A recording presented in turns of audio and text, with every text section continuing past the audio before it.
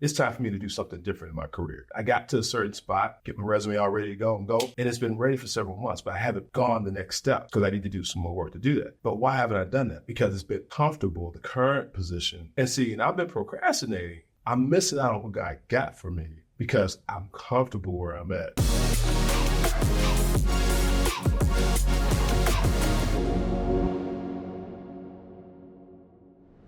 What's up, everybody? Welcome to another episode of the Today Tomorrow podcast. I'm here with Pastor Rodney Kemp. Oh, man, he used the title. How you doing? I'm good, man. How about yourself? I'm doing good. Good. So, Mike is on the way. He will be he will be jumping back in very soon. Just to kind of run into it a little bit, so you get some background. I was having a conversation, and I was told, like, the person who I was talking to, she was kind of not upset, more frustrated. She was kind of frustrated with the people that she was dealing with, because it's like, sometimes people just don't show up. Sometimes people don't follow through. Sometimes people, they say that they're going to do something, or they say they want something, but then everything in their actions don't really line up to that thing that they say they want. For example, she was talking about like how they were talking about how they never have money, right? Mm-hmm. But every other day she sees them go to the smoke shop to go get more dispensers, and then, do that little vape thing, throws it away, or gets the weed, and then it's done. Mm-hmm. But they always complain about not having money, right? Yeah. And it's funny you say that, because you also see where certain things are done that, okay. And I don't mean to pick on women on one side of this, but you go out and get your nails done, hair done, but you see you got no money. Mm-hmm. Or somebody, exactly, go out and buy some Jordans, but you ain't got no money. Mm-hmm. So we go ahead and finish that. It's kind of hippie. When you said that, I'm like, yeah. And see, that's the thing. So that's kind of where I was coming from with that subject, because like my response to it was like, I've gotten to a point where I don't even, to me, because I've seen it so much, and I've kind of just gotten to a point where I'm just like, that's just people. Mm. That's just what people do. Like, I'm not, it's not even, I try to remove all sort of judgment from it, because I'm like, that is just a regular person doing regular person things. Mm-hmm. I've come to realize, and this is the sad part, that it's actually abnormal. It's rare to find someone who will think about what they want to do, plan how to do it, and then actually do every single step. I agree with you, and I think that's where the frustration comes in, because when you have someone who actually is that way, and they encounter someone who's not that way, which, like you said, the norm, that's where the frustration comes in with the person you're talking about. Mm-hmm. Because they're like, they're trying to get through the day, they got a plan, they're trying to execute, but they're trying to get past it. And then they run into that. Definitely. So for me, like, when I see this, and it used to bother me. It used to bother me a lot, because I'm like, I didn't realize that, that was I thought everybody just kind of did what they said they were gonna do. But I also, if you put it in different contexts, like, everybody has their thing, right? And not everything is as important to you as it might be to me. Mm-hmm. And so if you say someone comes to me and they're like, well, Martell, you got to wear better pants. And to me, that's not that important. I don't care. That's not high on your list. But let's tie this back to where we started with the comfort piece, because you talked about the comfort and how it holds us back. Yes. And I think, people are like, what you guys talking about? All this is building to that. So I think, lay out what we just talked about, how the two different personalities, the one who, I ain't never got no money, but they going out spending money on things that could be considered as like discretionary or not priority. You're not going to die without it. No. So how does that play into that whole comfort and holding them back? Perfect example. When I'm looking for like a particular market industry, and I'm deciding on, okay, what should we market this thing in, and how should we market this particular product or service in this particular market? One thing that I'm looking for is it a growing market? And is the problem a significant problem? One that it's something that they're either thinking about continuously, or it's so bad that they can't continue on without it. They're going to die without it. And so when I see a problem that's like significant like that, for example, I was worked with a dental implant company, and they do full mouth dental implant. They only do full mouth dental implants. So they do either all the top row or all the bottom row. And the people that come in, these people they don't smile. They don't smile with their mouth open. They think about it all the time because they don't take family photos. They haven't been who they feel like they were in the past, or they've just never fully expressed themselves. So this is a problem that they think about daily. Or they can't eat the foods that they want. So when they try to bite into something, it hurts them every single day. That's a significant problem. And so when you present a solution like a full mouth dental implant, where we're going to remove that issue, you'll be able to smile again. It sounds like the best solution. But here's the issue. Coming back to the subject here. Now, say I was trying to give you new pants, right? Going back to the pants here. And you didn't think it was that big of a deal to you because you're comfortable in the pants that you already wear. So if I try to sell you on something that isn't that big of a deal to you, you're not moving. And it's the same kind of situation when people talk about their goals, their plans in life, what they want to do or what they need to stop. But when they realize, when they have the comparison here, and it's like, well, I can keep doing this for the rest of my life and I will never really need this. So I'm not going to move, but I'll complain about it because it's easy to do that. And because let's use the pants as a good example. Those pants are comfortable. No matter how many holes they get in them. Okay.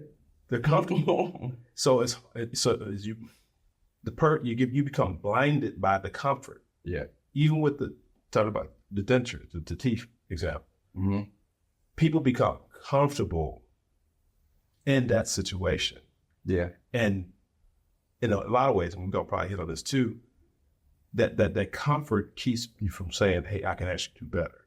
Or I can advance. Like, you started like talking about business. It's like, well, my business is doing this good. I got enough money to kind of pay the bills here and there. It's high and low, but this has been steady for a while. So why should I change anything? I'm used to doing this way. And so you're comfortable. Comfortable. Yeah. Yeah. Bring it to the subject of people who have because you see this all the time. And I'm sure there's somebody who's watching who's in this exact situation, probably a handful, who is like, you've got on paper, you have a good job. Like actually, not just on paper, period. You have a good job. Most people in the world, they would be rich if they had your situation right now. But you're like, man, I want to do this, or I wish I had more vacation time, or I wish I could, spend more time with my kids, or I wish I could, be a little bit more serious about that dream or that side hustle idea that I've got. And then that's been in your mind, but you haven't done anything about it. Or you've done something here on the weekend, or you do something here, you do something there. But it's like, that this paycheck's going to come either once a month or twice a month or every week for some people. And it's going to keep on coming consistently. And you don't have to do anything extra. You've already got the process down. It takes you keep the lights on. It would be crazy for you to put that in jeopardy, right? Yeah. Yeah. It's funny because this is where it comes home and start to hit me. It's like, because you think we just talking in the air about this stuff, but now, not that Martell intended to do this, but that example has been me for the last, I'll say, year plus, where at my job, you might like, hey, look, it's time for me to do something different in my career. But I got to a certain spot, get my resume all ready to go, and it's been ready for several months, but I haven't gone the next step to actually post because I need to do some more work to do that. But why haven't I done that? Because it's been comfortable. The current position is comfortable. I know what to expect. So I'm not overly motivated like I need to be. But see, for me and I know this, God has told me this. Hey, I got more for you. Just move. And I've been procrastinating, and and this is right on top. I'm missing out on what God got for me because I'm comfortable where I'm at. And I'm like, I need to move. to get to that next step and be uncomfortable and see what he got. Because I know it's 10 times better than where I'm at. And see, and that's the thing. That's the thing, though. When you look in the future, right, and at something that isn't physical, it's not as real to you as the paycheck that comes in every month. You know what I mean? It's not as real. And so it's like, although someone could tell you like, yo, if you just did A, B, and C, and you did it over the next 6 months, you're going to be right here. That could be completely a fact. All you need to do was exactly what they said. But down the road, you will get this result. But as long as that result is in front of you, you have and everything's okay right here, you have a reason to stay. You have a reason. And I really, that's when we talk about all this, that every last example we talk about with comfort ties into that piece. Oh, yeah. It ties right into that. And, I think that's why it's such important to say how comfort holds us back from going forward. I mean, I don't get it. People might say, well, that don't fit there. Yes, it does. Even with relationships, Come on. People be in relationships and it's like, oh, I'm comfortable. There's better for you. That relationship you're in is not going nowhere. It hasn't gone nowhere for 10 years. Mm-hmm. You keep getting more complicated because you stay together longer and more problems pop up. Now you tie in different ways that you didn't expect to. Yeah. But that's better for you, but you can't leave this comfort of like, well, I know what to expect this person. Oh, they love me. They might love you, but they might not be the right person for you.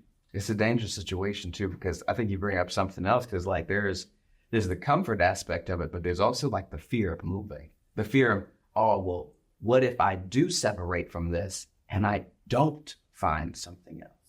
Whoa, well, I got to go through this whole process. I got to start meeting people again. I got to start dating again. I got to get dressed a certain way. Got to get to know more people. And like, well, but I'm already here. Mm-hmm. I know this isn't great. I know this isn't that, awesome. I don't know if this is going to be it, but it's here. It's available to me. Yeah. And so it's like the fear of separation or the comfort and discomfort of staying. Man, we should spend some time talking about the downside of staying in that comfort zone. Yeah. Because relationships is one where you start the relationship would deteriorate. Yeah. And then resentment and all this stuff start coming in. And you get older, you're like, man, I don't waste my time. Same thing's true for me. If I need to move, if I stay in this position and all of a sudden I'm like, I missed a window, so I lose out and I start going backwards. Matter of fact, who knows? They're like, hey, you old, Rodney, boom, we're going to let you go. And that comfort's gone. Having your own business. You're comfortable with this amount of clientele and all that, but after a while, things change. Now your business is not viable because other people are doing it or they didn't shift it somewhere else. So comfort can be detrimental. That I'm gonna bring something that's crazy here. I'm a dude who there's a certain level of comfort where you can be comfortable with discomfort, so much so that you don't make anything change. Mm-hmm. Let me tell you an example. There's a guy, he owns a limo company here in Michigan, and he has to sleep at the limo shop. He has like his cousin or somebody that they wash the car. He has to do all of the bookkeeping. He has to do the accounting. He's the one who's selling everybody. He's the one who's making sure that the schedules are in order. He's hiring the drivers. He's making sure that they're here, there, they not be addresses. He's taking on all the phone calls. He's making sure the website gets done. He's making sure the logo is right. He's making sure that everything with the advertising is going on. He's making sure that X, Y, and Z is all happening, and it's all because of him. Every day he has to wake up and be focused completely on this, and every night he's focused on it, and he has to stay there because he is chained to it. But if you say, hey, look, why don't you just hire somebody? Mm-hmm. Why don't you just like build a system, delegate something? Mm-hmm. Or why don't you just, either downsize or scale up so that you can kind of be the 70-year-old person that you are? Yeah. And it's like, but he's like, no, I gotta do this. And we've done it this way for 45, 50 years. And I can't just, and he will give you every single reason why he cannot do anything different but it's killing him. Yeah. Because he's comfortable with him doing it all. And look, we talked about human nature before. Majority, if not all of us, are wired the way to think, hey, if I'm involved, I know what's going to happen. I can trust myself and all that. Those who evolve to the point where it's like, okay, I know I need help and go out and seek it and then plug in to kind of distribute that work around. That's the difference between someone who actually grows and kind of, allow themselves to be uncomfortable enough to let other people in. And I mean, I think we gotta, and Mike might have said this one time, you gotta get comfortable with being uncomfortable. You know what I'm saying? And so I think that's a hard concept for people, especially when you talk about the example you gave. 45 years, hey, that's like a pair of shoes that he's been wearing. Like, hey, these are my lucky shoes. I'm not gonna give them up. Yeah, it's hard to change that mindset. It is. But shifting a little bit, kind of talking about what does that process look like of taking that step, of being the person who thinks of, plans, and executes. Let's talk about that a little bit. Okay. In my experience, so like I first off, if you're not thinking about that in that order, then that's the first problem. Because it's not just because people get stuck on just the idea or the discomfort that they have about something, and then it just doesn't go any further. So they might have a random act of motivation one day, but then of course that's not sustainable. Just like the people in the New Year's resolution for the indigent. Yeah. But it's like, first off, knowing what the end product is, understand where I want to go. This is called vision. Okay, I need to see it, and then backtracking from that point. Okay, what are the steps that get to that point, and then just not concerning yourself about how long it's going to take, or trying to predict. Oh, this is going to take exactly 6 months. This is going to take exactly 2 years, and I'll be at that point. No. Document the steps, and then just knock off every single step, one after the next. Don't stop until you have completed all of them. If you have backtracked every step that's required to get to that point, and we have no shortage of information today. We have no shortage of information. And if you don't feel like you can find it online, you can go talk to somebody, because there's plenty of people available. It is. Now, one thing and I think this is key too, and we got to make sure we're clear when we say this. You said vision. Yeah. Each one of us got different gifts. And I think it's important to understand what our individual gifts are. Some people have that vision. They can see it. And clear as day. Clear as day. They know. And when we say vision, they see the future. Hey, this is something that will pay off in the end. But they might not have some of the other elements to go along with it. So I think when we talk about comfort, first understanding what our superpowers are. It's important. And then knowing where we need assistance at, because we can get comfortable with our superpower and think that our superpower is not just in that area, but in all his other areas, like the guy you talked about. Like, he might not be, I'm sure he's not the best bookkeeper in the world. That's not his expertise, but he's doing his process. Yeah, he got his part. So I think understanding that is a way to get out of comfort, understanding that, hey, I'm weak in these areas and I need help. Man, and remove the pride, dude. I'm just a very small sidebar on that. I know a lot of people who in the creative service space, and in this, when you talk about creative people, a lot of them just believe that they're the only people who can do the thing that they do the way that they do it.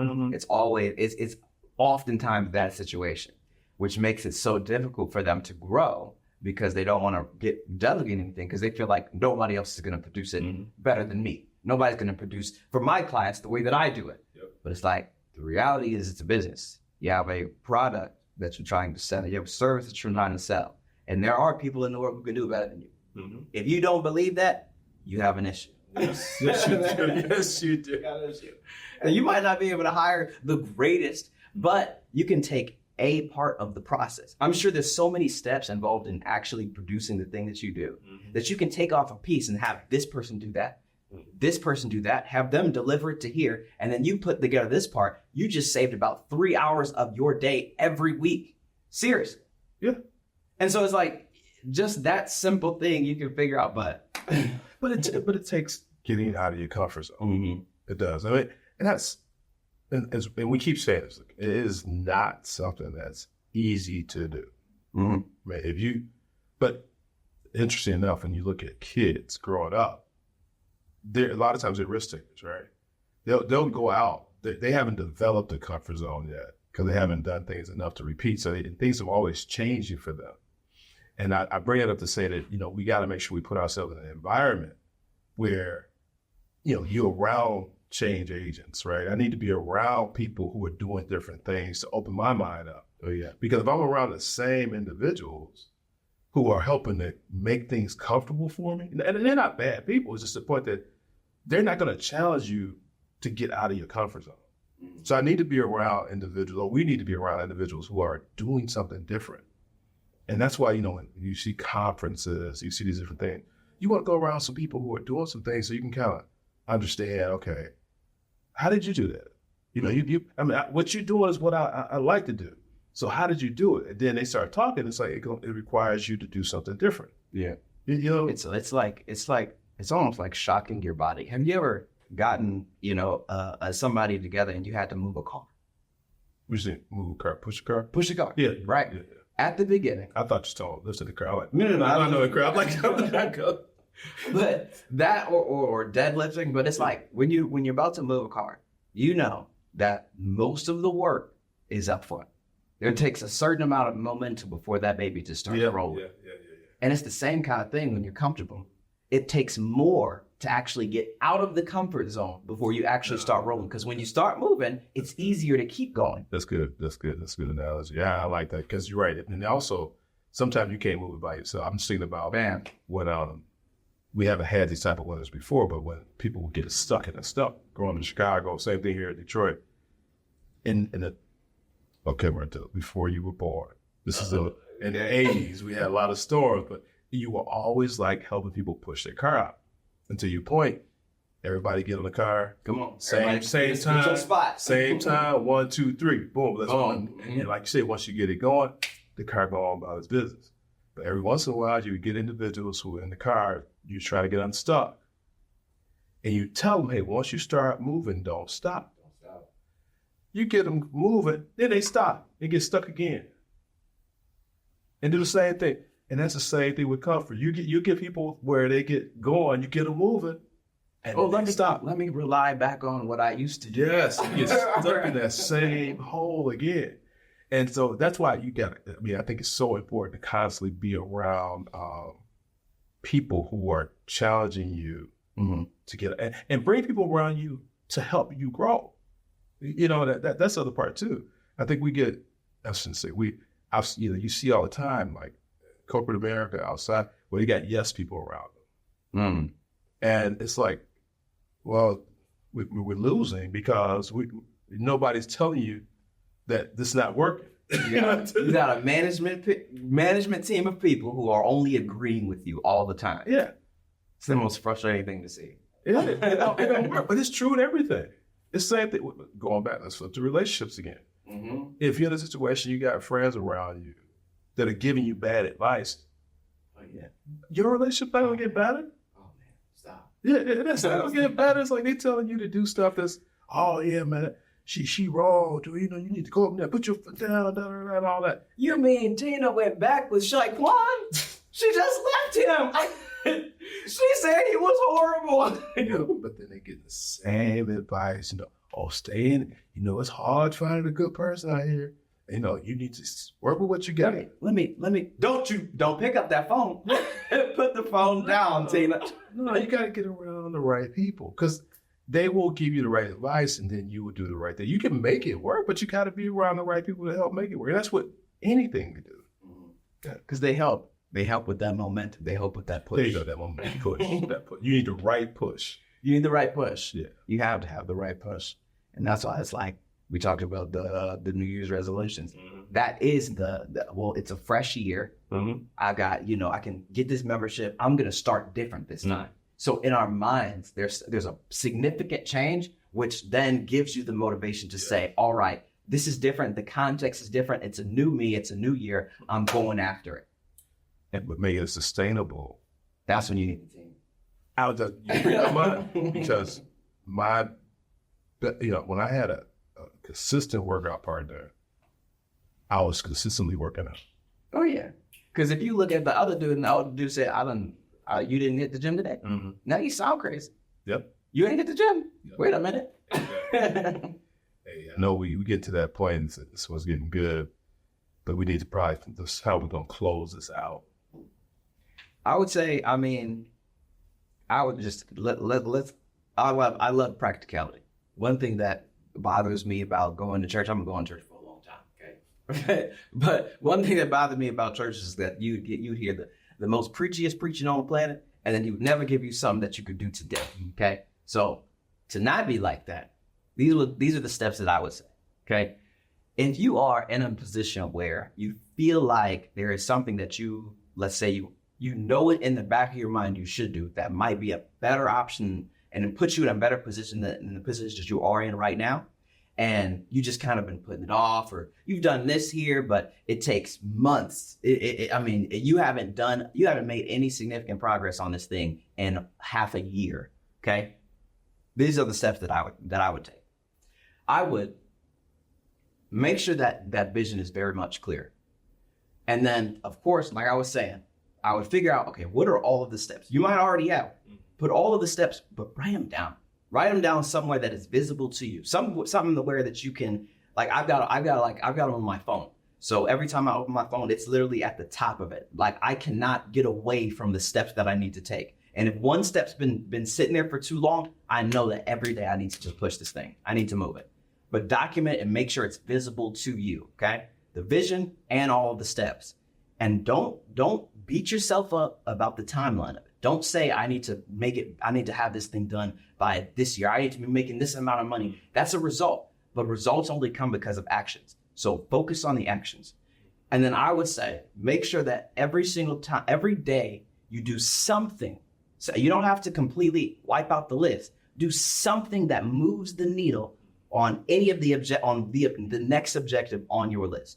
If you do that every single day you look at it, okay, what am I doing today? Even if I'm spending 15 minutes studying, even I'm spending 5 minutes meditating or having the conversation or just being uncomfortable for a minute, do something that moves the needle to the vision that you have. Yeah, but the only thing I would add to that is what I had on before. Along with that, get some people around you that are going to be positive influences to you and help encourage you to do that and more. Oh, yeah. Share your list with your best friend. There you go. Share your list with your accountability partner, okay? That's what we'll call them. There you go. And they're going to be the ones to say, wait, I haven't seen this thing move in a long time. Mm-hmm. What have you been doing? Exactly. Yep. Exchange them. But good conversation. Awesome. Thank you for tuning in to the Today for Tomorrow podcast. If you have not already, please go ahead and subscribe to the YouTube channel. We have Freedom in Christ Ministry. Yep, man, 2.0, second Saturday every month. Come check us out. If you're in Southfield, that's at 28202 Franklin Road. Hey, come on out, man. We start at 10 a.m., 10 to 12. Trust me, you'll be a changed individual. Yes, definitely. Information is below on that. And I'm going to just second that. I'm just going to second that. Make sure that you come out. Make sure that you be a part. If you are not in a community, he was talking about being around the right people. The right people are in the room at Men 2.0. The right people are at FIC. These are the right people. So you definitely want to get that information if you are in the area or if it's even a possibility for you, because this is going to get you connected, get you motivated, make you accountable so that you can start moving on the things that you know you should have already done. Thank you for tuning in, and I hope to see you next week. Peace.